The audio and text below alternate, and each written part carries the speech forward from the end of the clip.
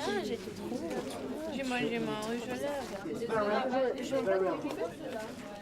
Parce que là, tu vois, il faudrait peut-être la remonter un petit peu.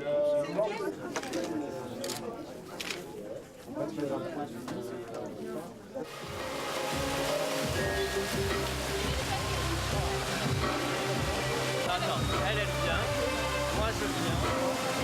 Vous prenez les smartphones, par exemple, quand j'arrive là, vous prenez les caméras et vous venez pour filmer. Au départ, j'ai retrouvé un vieil album de Stevie Wonder qui s'appelle The Secret Life of Plants. Et je trouvais que c'était d'abord une très bonne, très beau titre, parce que c'est vrai qu'on peut toujours se poser des questions sur tout le règne végétal, enfin, parce que c'est très étrange pour nous, ça nous échappe, je pense.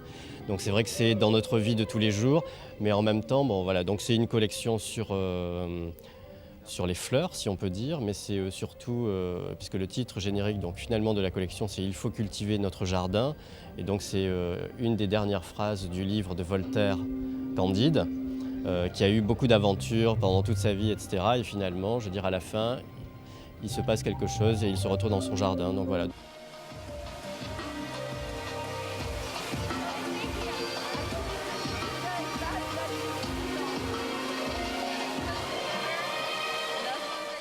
Une robe de mariée blanc orchidée, donc c'est du tulle, mais qui est floqué avec un dessin de plumes de paon, mais tout blanc sur blanc.